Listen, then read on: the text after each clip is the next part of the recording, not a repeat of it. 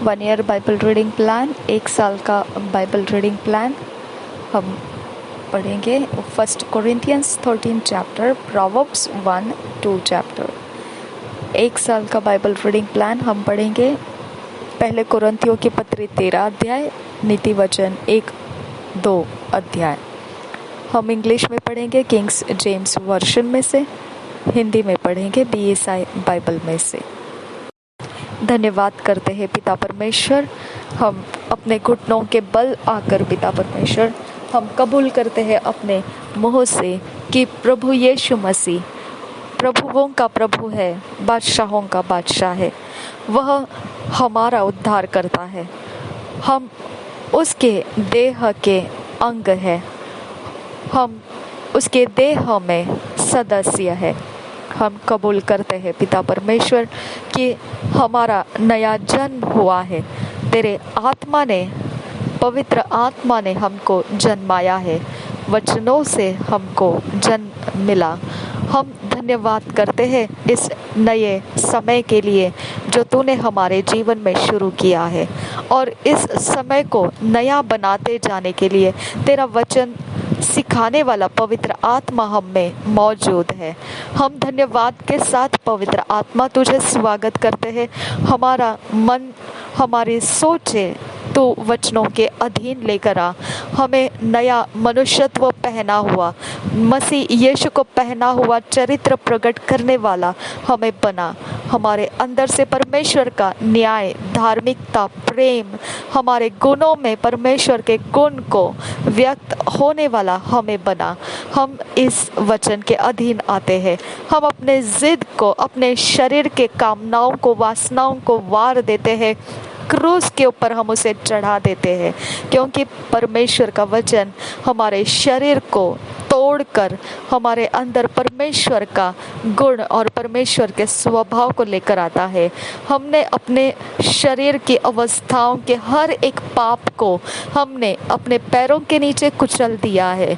हमारा कोई रिश्ता नहीं है पाप के साथ। हम परमेश्वर के लहू से, जो पवित्र मेमने का लहू है, जो हमारी खातिर, पाप के खातिर बहाया गया है, हमें निर्दोष साबित करने के लिए जो शरीर तोड़ा गया है, जो क्रूस के ऊपर जो श्रापित मृत्यु यीशु मसीह को दिया गया है, वहीं पर हमारा शारीरिक वासनाएं टूट गया है और हमने उसमें से छुटकारा पा लिया है।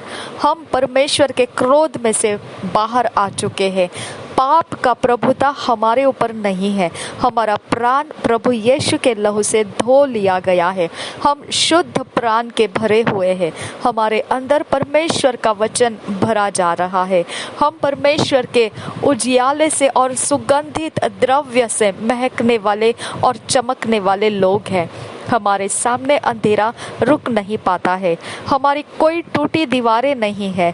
हम सब कुछ यीशु मसीह के अंदर सही और सीधाई में, खराई में ठहराए गए हैं। हमारे अंदर कोई अभिलाषाएं, पाप की अभिलाषाएं जीवित नहीं है। हमारे अंदर हमारी रखवाली करने वाला, हमें पाप के मनोकामनाओं से बचाने वाला पवित्र आत्मा मौजूद है। हमें पाप का भार लेकर चलने की जरूरत नहीं है। हम दोष में से आजाद हो जाते हैं। हम पाप के दोषों में से आजाद हो जाते हैं। हर एक पाप के जोर और जोश में से आजाद हो जाते हैं। हम परमेश्वर के न्याय, धर्म, प्रीति को जो मसीह यीशु में से हमको प्राप्त हुआ है, हम उसे धारण करते हैं। अब हमारा प्राण उजियाले से भरपूर है और हम अपने प्राण को परमेश्वर के वचन के साथ मेल करके, परमेश्वर चाहता है उस इच्छा को हम अपने अंदर ले लेते हैं।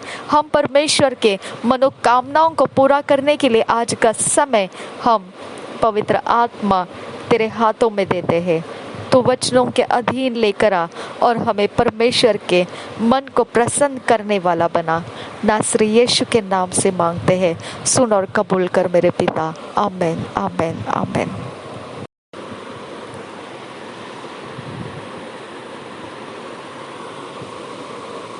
1 Corinthians chapter 13 Kings James version में से पढ़ेंगे। All gifts however excellent are nothing without charity.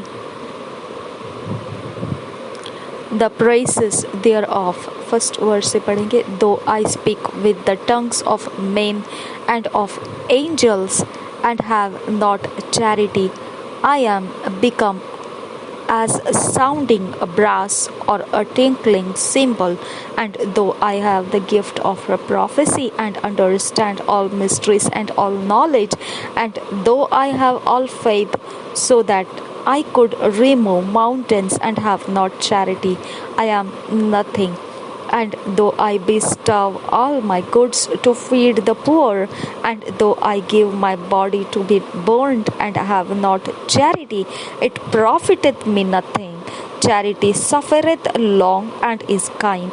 Charity envieth not. Charity vaunteth not itself, is not puffed up, doth not behave itself unseemly, seeketh not her own, is not easily provoked, thinketh no evil, rejoiceth not in iniquity, nor but rejoiceth in the truth, beareth all things, believeth all things, hopeth all things, endureth all things.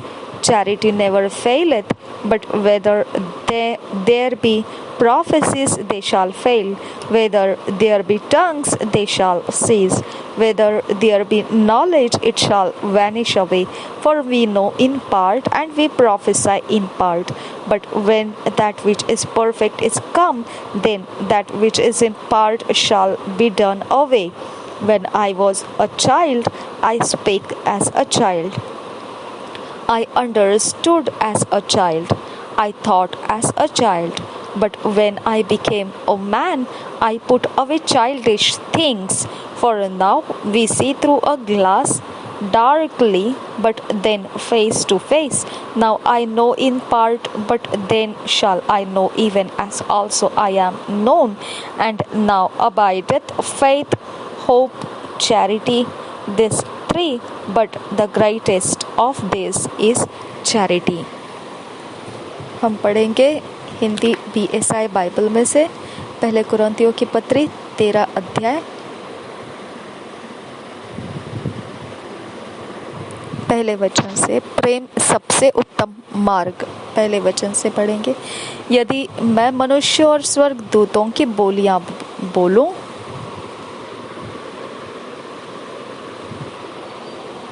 और प्रेम न रखूं तो मैं ठनठनाता हुआ पीतल और झनझनाती हुई झांझ हूं.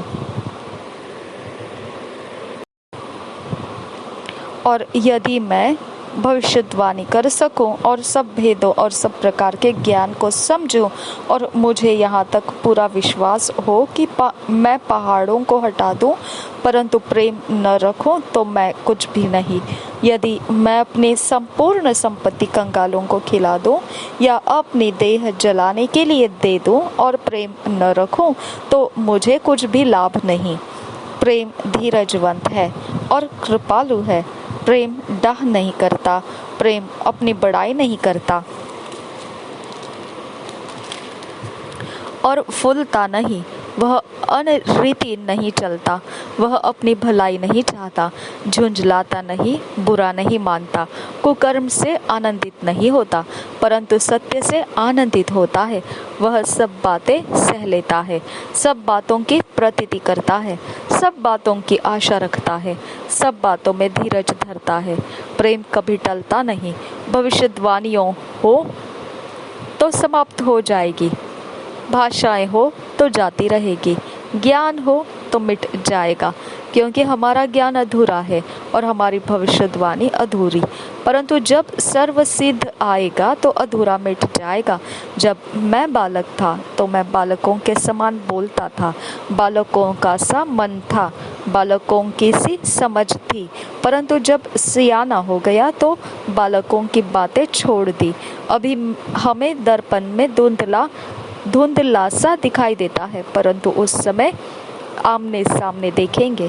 इस समय मेरा ज्ञान अधूरा है, परंतु उस समय ऐसी पूरी रीति से पहचानूंगा जैसा मैं पहचाना गया हूँ. पर अब विश्वास, आशा, प्रेम ये तीनों स्थायी है, पर इनमें सबसे बड़ा प्रेम है. प्रोवर्ब्स 1 चैप्टर 2 चैप्टर हम पढ़ेंगे किंग्स जेम्स वर्शन में से। Chapter 1 the use of the proverbs exhortation to fear God and regard parents' wisdom, complaints of the contempt of scorners. First verse से पढ़ेंगे। The Proverbs of Solomon, the son of David, king of Israel, to know wisdom and instruction, to perceive the words of understanding, to receive the instruction of wisdom, justice and judgment and equity, to give subtlety to the simple, to the young man knowledge and discretion. A wise man will hear and will increase learning, and a man of understanding shall attain unto wise counsels. To understand a proverb and the interpretation, the words of the wise and their dark sayings. The fear of the Lord is the beginning of knowledge, but fools despise wisdom and instruction. My son, hear the instruction of thy father, and forsake not the law of thy mother, for they shall be an ornament of grace unto thy head, and chains about thy neck. My son, if sinners entice thee, consent thou not. If they say, Come with us, let us lay wait for blood, let us lure privily for the innocent without cause. Let us swallow them up alive as the grave, and the whole as those that go down into the pit. We shall find all precious substance.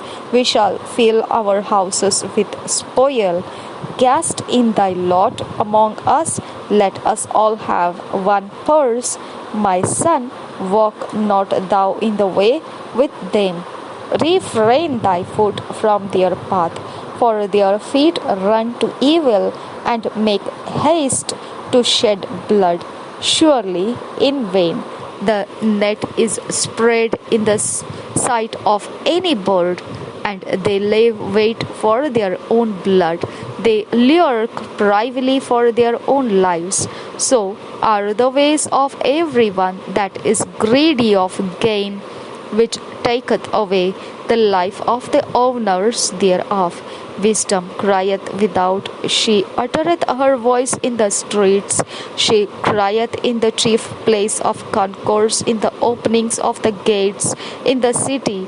She uttereth her words, saying, How long, ye simple ones, will ye love simplicity?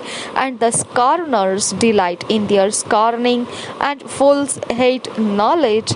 Turn you at my reproof. Behold, I will pour out my spirit unto you.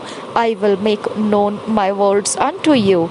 Because I have called and ye refused, I have stretched out my hand and no man regarded.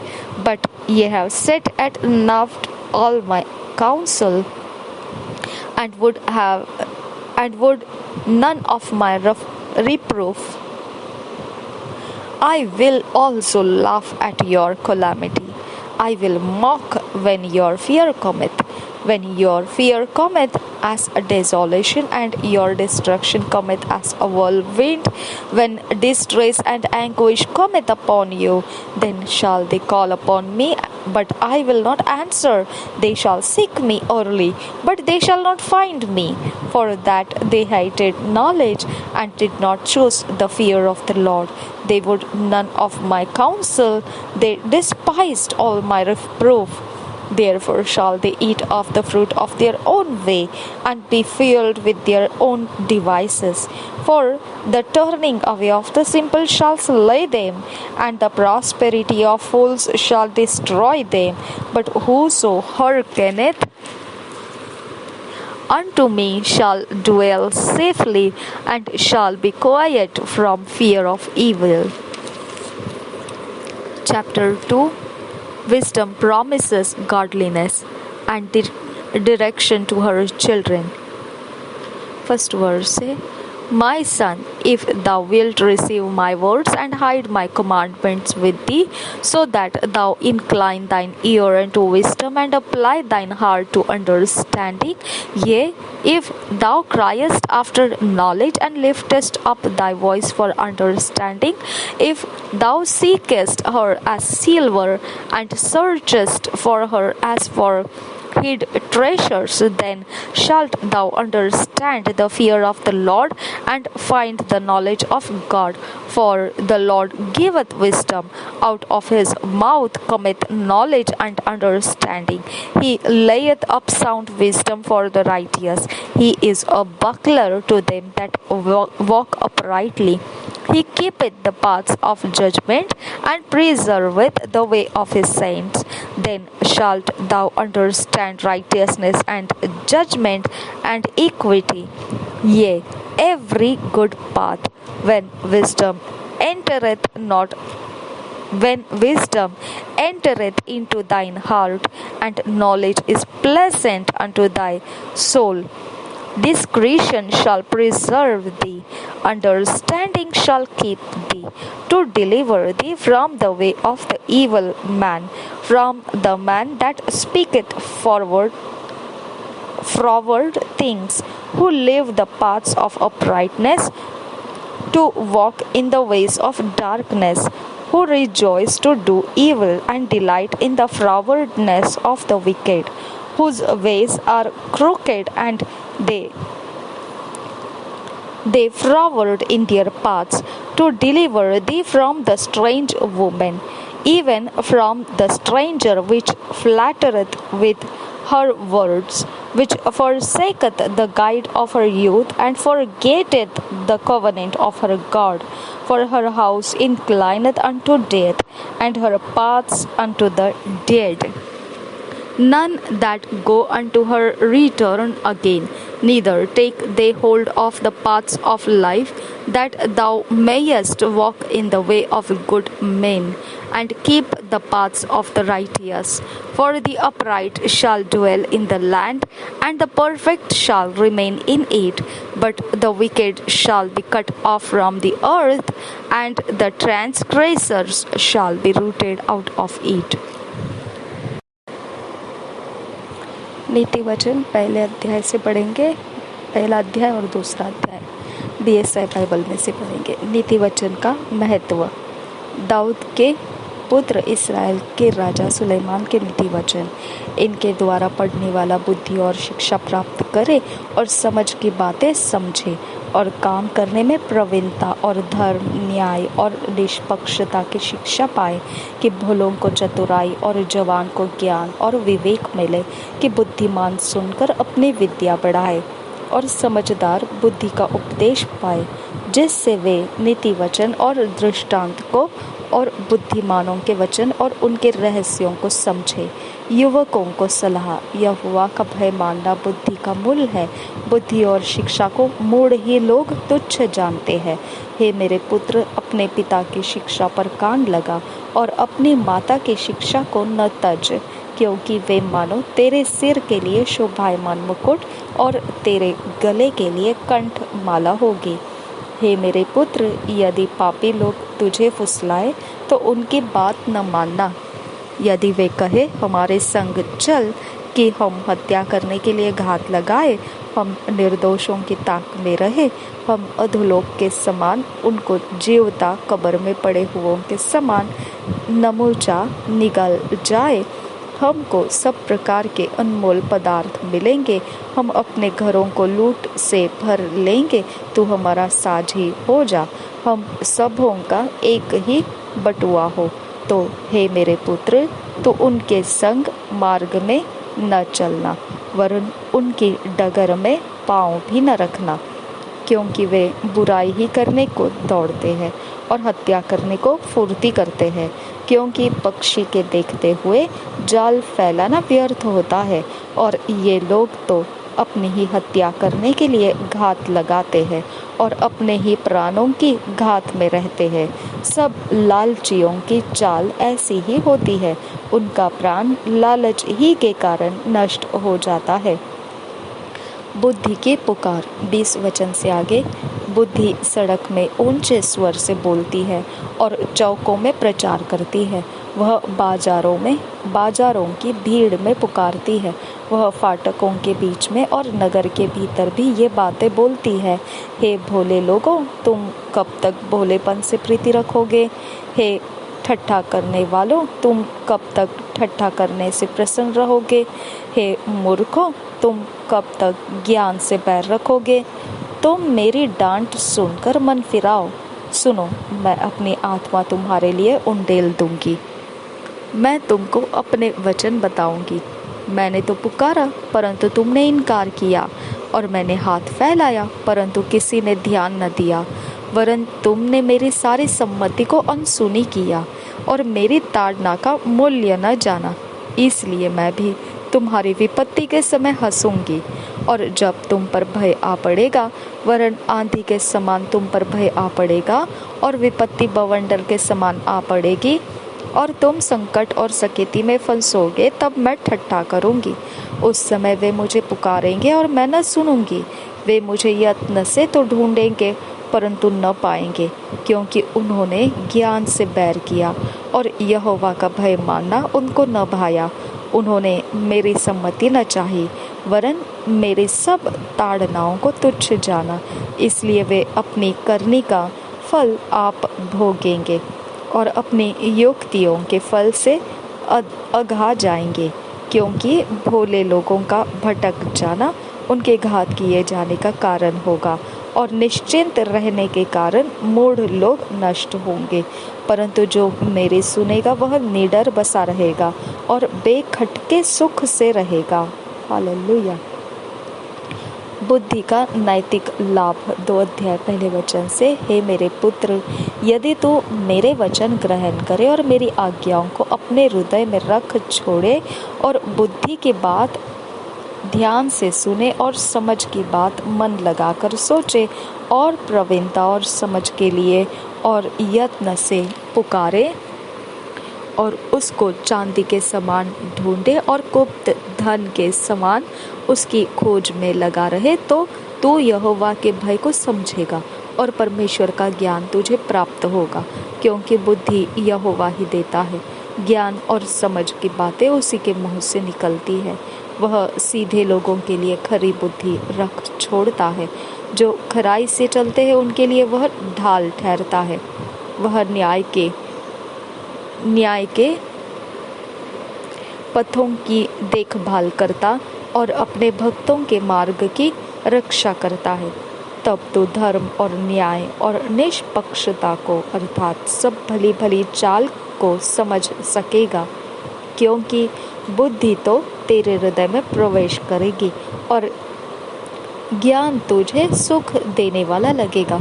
विवेक तुझे सुरक्षित रखेगा और समझ तेरी रक्षक होगी, ताकि तुझे बुराई के मार्ग से और उलट फेर की बातों के कहने वालों से बचाए, जो खराई के मार्ग को छोड़ देते हैं ताकि अंधेरे मार्ग में चले, जो बुराई करने से आनंदित होते हैं और दुष्ट जन की उलट फेर की बातों में मगन रहते हैं, जिनकी चाल चलन टेढ़ी मेढ़ी और जिनके मार्ग बिगड़े हुए हैं।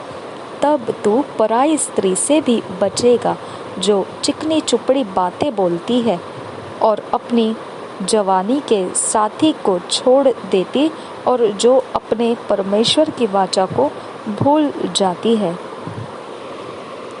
उसका घर मृत्यु की ढलान पर है और उसकी डगरें मरे हुओं के बीच पहुंच जाती है। जो उसके पास जाते हैं उनमें से कोई भी लौट कर नहीं आता और न वे जीवन का मार्ग पाते हैं। तू भले मनुष्यों के मार्ग में चल और धर्मियों के पथ को पकड़े रहे, क्योंकि धर्मी लोग देश में बसे रहेंगे और खरे लोग ही उसमें बने रहेंगे। दुष्ट लोग देश में से नष्ट होंगे और विश्वासघाती उसमें से उखाड़े जाएंगे। 2 साल का Bible reading plan, 2 years Bible reading plan. Luke 19 chapter 28 verse से 40 verse। 1 Samuel 17 chapter। 2 साल का बाइबल रीडिंग प्लान। लूका रचित सुसमाचार 19 अध्याय 28 वचन से 40 वचन तक और पहले शमूएल की पुस्तक 17 अध्याय।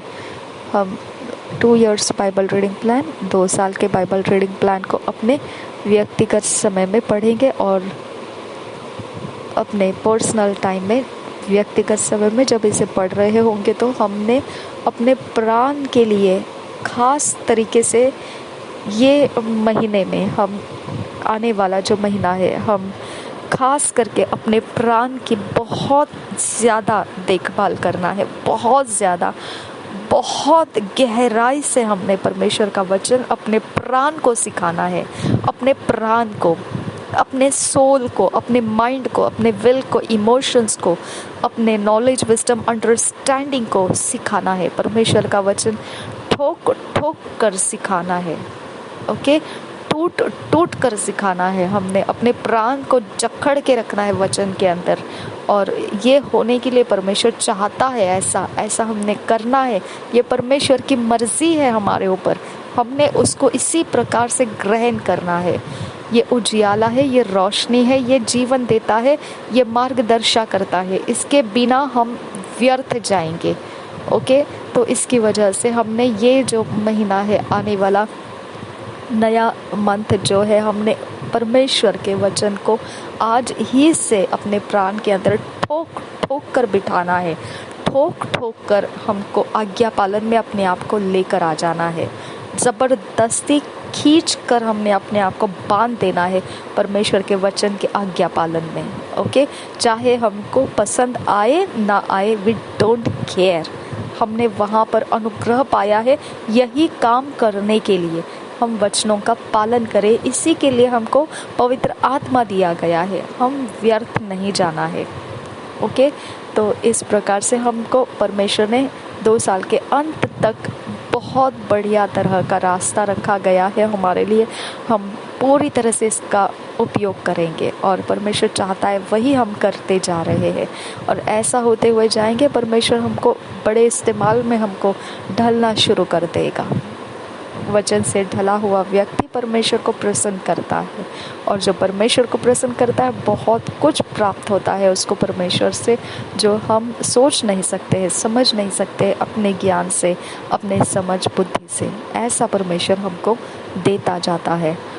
वो ऐसा होने के लिए हमको जोर नहीं लगाया है, हम पर ज़बरदस्ती नहीं डाली है, हमको मन देने वाला आत्मा दिया है, हमको उसके वचनों का पालन करने का आनंद देने वाला पवित्र आत्मा दिया है।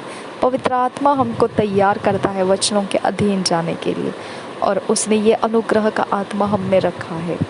हमने निश्चित पवित्र आत्मा का, अनुग्रह के आत्मा का लाभ उठाना है। निश्चित हमने इस अनुग्रह का लाभ लेना है। प्रभु यीशु मसीह हम सबके साथ बना रहे। आमीन, आमीन, आमीन। प्रभु यीशु मसीह, हम आपसे विनती करते हैं, हमारे मुंह को शुद्ध कर, पवित्र कर, हमारे ज़ुबान को शुद्ध कर, पवित्र कर, हमारे मुंह के शब्दों को पवित्र शुद्ध कर, हमारी आवाज़ को पवित्र शुद्ध कर। यीशु मसीह, तेरे लहू के द्वारा हम सब कुछ में परमेश्वर का अनुग्रह प्राप्त करते हुए यहाँ तक पहुँचे हैं। आगे का समय तेरे हाथों में देते हैं। हम चाहते हैं कि पवित्र आत्मा और बढ़ चढ़ कर तो हमको तेरे वचनों के अधीन लेकर आ। नासरी यीशु के नाम से विनती करते हैं, सुन और कबूल कर मेरे पिता। आमीन, आमीन, आमीन।